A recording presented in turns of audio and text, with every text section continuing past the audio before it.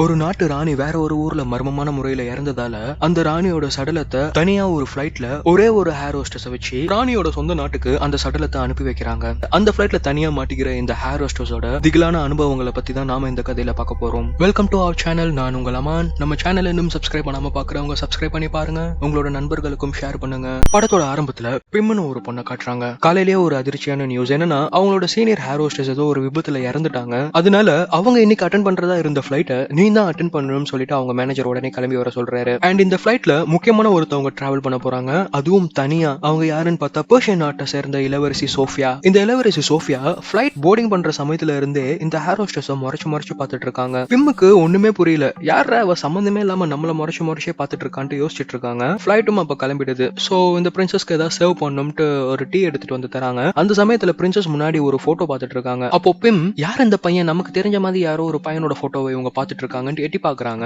அந்த சமயத்துல இளவரசி போட்டிருக்க ரிங்க பார்த்து இந்த பிம் பயங்கரமா ஷாக் ஆகுறா. அப்போ இளவரசி, நான் டீ சாப்பிட மாட்டேன், எனக்கு காஃபி கொண்டு வந்துட்டு அனுப்புறாங்க. கேன்டீனுக்கு வர பிம் அவங்க போட்டிருக்க மோதிரத்தை பாக்குறாங்க. அண்ட் இந்த ரிங் அந்த இளவரசி போட்டு இருந்த ரிங் மாதிரி இருக்கிறதால அவங்க அதை பார்த்து நோட்டீஸ் பண்ற கூடாதுன்றதுக்காக முன்னாடி திருப்பி வச்சிடறாங்க. வச்சுட்டு காஃபி எடுத்துட்டு வந்து உங்களுக்கு தராங்க. அப்போ ஸ்பூன் தெரியாம கீழே விழுந்துருது. அந்த சமயத்துல இந்த இளவரசி நல்லா சூடா இருக்கிற இந்த காஃபிய பிம் மேல வேணும்ட்டே தள்ளி விட்டுறா. பதறி கைய உதறி எழுந்துக்கிற பிம் கப்பு தானா விழல, இவதான் தள்ளி விட்டுருக்கான்றதை ரியலைஸ் பண்றாங்க. இருந்தாலும் அவ இளவரசி ஆச்சுல, அவகிட்ட எதுவும் காட்டிக்க முடியாதுன்றதுக்காக, சாரி ஹைனஸ், நான் உங்களுக்கு வேற காஃபி ரெடி பண்ணி எடுத்துட்டு வரேன்ட்டு சுகரை ஸ்பூன்ல மிக்ஸ் பண்ணாம அவங்களோட ஹில்ஸ்ல மிக்ஸ் பண்ணி எடுத்துட்டு வந்து இந்தாங்க ஹைனஸ் காஃபின்னு சொல்லி தராங்க. இந்த இளவரசி, நான் காஃபி சாப்பிட்ற டைம்லாம் முடிஞ்சிடுச்சு, இப்ப நான் லஞ்ச் சாப்பிடணும், எனக்கு லஞ்ச் ப்ரிப்பேர் பண்ணிட்டு சொல்றா. அப்போ பிம், அடடா எஸ்கேப் ஆயிட்டாலே, ஒருவேளை நம்ம ஹில்ஸ்ல மிக்ஸ் பண்ணதை பாத்துருப்பாளோன்ட்டு யோசிக்கிறாங்க. சரி ஓகே ஹைனஸ், நான் போய் உங்களுக்கு லஞ்ச் ரெடி பண்றேன்ட்டு கிளம்புற சமயத்துல இந்த இளவரசி, ஏ பொண்ணு இங்க ஒரு நிமிஷம் நில்லு, உன்னோட மோதிரத்தை கலட்டி காட்டுன்ட்டு அந்த மோதிரத்தை கலட்டி வாங்குறாங்க. இந்த மோதிரம் உனக்கு எப்படி கிடைச்சது? எங்க நாட்டுல வாழ்ற ராஜ பரம்பரைகள் மட்டும் போடுற இந்த மோதிரம் எப்படி உன் கையில கிடைச்சது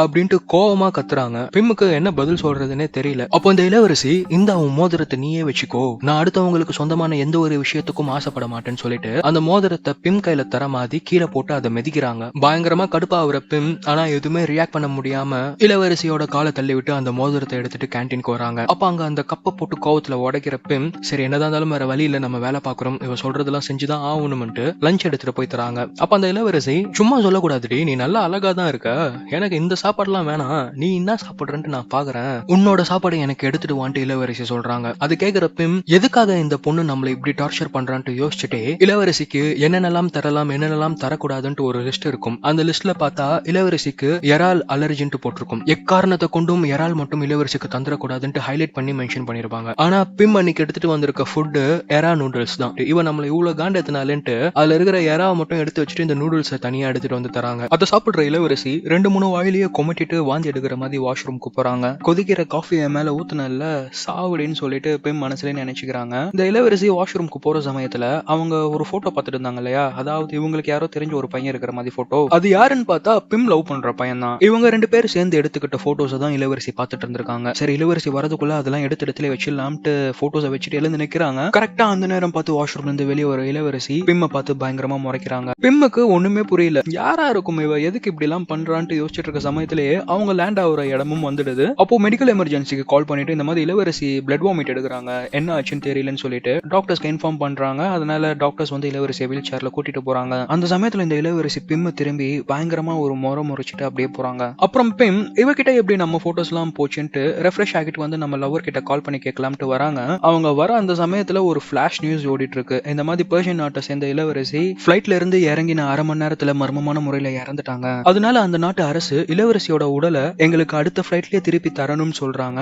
அது மட்டும் இல்லாம இளவரசியோட ஃபிளைட்ல பயணம் செய்தவங்க தான் இளவரசி உடலையும் எடுத்துட்டு வரணும். அண்ட் அவங்க இங்க வந்துட்ட பிறகு நாங்க அவங்களை கைது செய்து விசாரணை செய்யணும்ட்டு ஒரு ரூல் போட்டுறாங்க. பிம்முக்கு யாருமே கான்டாக்ட் பண்றதுக்கு கூட ஒரு வாய்ப்பு கூட கிடைக்கல. பிம்மோட நாட்டை சேர்ந்த அரசு அவங்கள பத்தி எந்த டீட்டெயிலும் மீடியாவுக்கு போயிடக்கூடாதுன்ட்டு கம்ப்ளீட்டா அவங்கள பத்தின எல்லா டீடைல்ஸையும் பிளாக் பண்ணிடுறாங்க. அடுத்து இந்த இளவரசியோட உடலை ஃபிளைட்ல வைக்கிறதுக்காக எடுத்துட்டு போறாங்க. யூசுவலா டெட் பாடிஸ் எல்லாமே ஃபிளைட் கார்கோல தான் வச்சு எடுத்துட்டு போவாங்க. பட் ஆனா இவங்க இளவரசின்றதுனால விஐபி சீட்ல தான் உட்கார வைக்கணும்ட்டு உட்கார வைக்கிறாங்க. பிம்முக்கு வேற எந்த ஒரு ஆப்ஷனும் இல்ல. சரி வேற வழியே இல்லாம ஃபிளைட்ல கிளம்புறாங்க. ஃபிளைட் டேக் ஆஃப் ஆன கொஞ்ச நேரத்திலேயே பயங்கரமான இடியும் புயலுமா அடிக்குது. இப்படி ஒரு சிச்சுவேஷன்ல அவ்வளவு பெரிய ஃபிளைட்ல இந்த பொண்ணு மட்டும் தனியா ஒரு பொணத்தோட இருக்கா. பிம் பயந்து போய் ஓரமா உட்காந்து இருக்காங்க. என்னடா இன்னைக்கு காலையில இருந்து நமக்கு இப்படி நடக்குது, ஏன் எதுக்காகன்ட்டு என்னன்னே புரியலன்ட்டு ஒரு பயத்தோட உட்காந்து இருக்காங்க. அப்போ திடீர்னு இளவரசியோட உடல் கீழே விழுந்து பிம்ம நோக்கி வருது. வருது. பிம்மோட காலுக்கு நேரா சரிஞ்சிட்டே அந்த உடம்பு வந்து விழுந்து அந்த சடலத்தை சுத்தி கட்டியிருக்க துணியை விலக்கி இளவரசியோட தலைமுடி வெளியே வந்து விழுது. பிம் பதறி போய் அலறி அடிச்சு எமர்ஜென்சி போன் கால் பண்ணி இளவரசி இன்னும் சாவுல கேப்டன் என்ன காப்பாத்தவாங்கன்னு கத்துறாங்க. ஆனா அங்க புயல் அடிக்கிறனால இன்டர்னலா இருக்கிற அந்த போன் எல்லாம் சிக்னல் கிடைக்காம ஒர்க் ஆகல. அதுக்கப்புறம் பிம் கொஞ்சம் காமாகி தன்னை தானே சமாதானப்படுத்திக்கிட்டு இவ இறந்துட்டா வெறும் பொணம் தான் சொல்லி அவளோட முடிய அந்த துணிக்குள்ள சுருட்டி வச்சுட்டு திரும்ப சீட்லயே அந்த இளவரசியோட உடலை உட்கார வச்சு சீட் பெல்ட்டை டைட்டா போட்டு விட்டுறாங்க.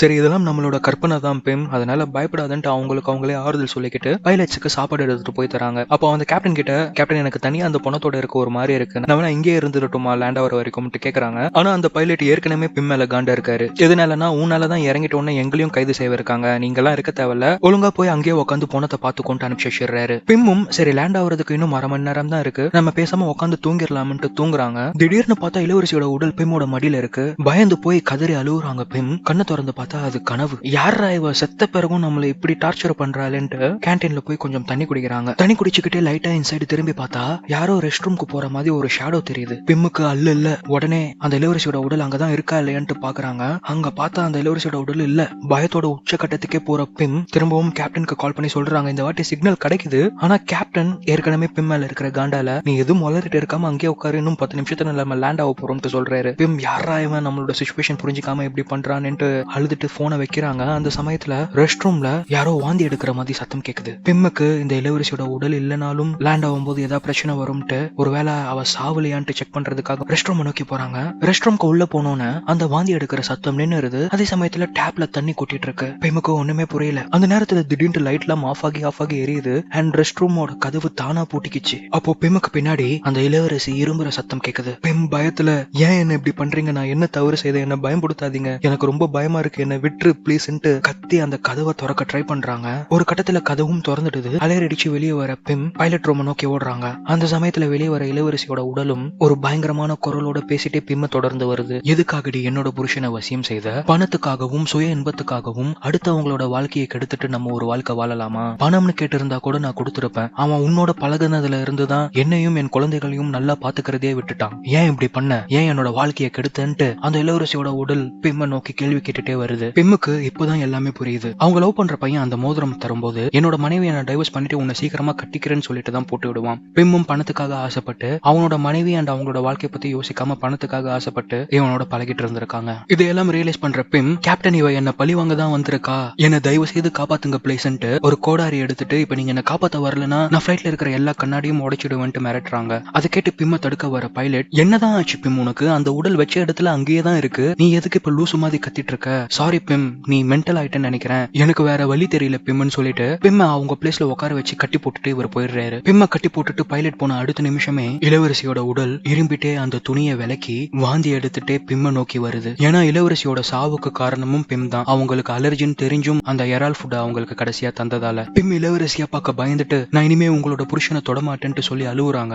வேற ஒருத்தவங்களோட வாழ்க்கையை கெடுத்துட்டு நீ இன்னும் வாழணும் தான் நினைக்கிறியா? நீ மன்னிப்பு கேட்காத வரைக்கும் உன்னை விட மாட்டேன்ட்டு அந்த இளவரசி பிம்ம பார்த்துட்டு கத்திட்டே இன்னும் பக்கத்துல போகுது. அப்படியே கட் பண்ணா இங்க ஃபிளைட் லேண்ட் ஆகுது. அப்ப அந்த நாட்டை சேர்ந்த போலீஸ்காரங்க எல்லாம் உள்ள வந்து பாக்குறாங்க. பார்த்தா இளவரசியோட உடல் வச்ச இடத்துல அப்படியே தான் இருக்கு. ஆனா பிம் இளவரசியோட கால்ல விழுந்து மன்னிப்பு கேட்டுட்டே இறந்துட்டு இருக்காங்க. அப்படியே படத்தையும் முடிக்கிறாங்க. நீங்க இந்த கதையை பத்தி என்ன நினைக்கிறீங்க ஃப்ரெண்ட்ஸ்? கமெண்ட்ஸ்ல ஷேர் பண்ணுங்க. அண்ட் இந்த மாதிரி நிறைய கதை கேட்கறதுக்கு நம்ம சேனலை சப்ஸ்கிரைப் பண்ணிக்கோங்க. அண்ட் மறக்காம நோட்டிபிகேஷன் பெல் ஐகானையும் எனேபிள் பண்ணிக்கோங்க. Take care and stay safe. Bye for now. அடுத்த வீடியோல மீட் பண்ணலாம்.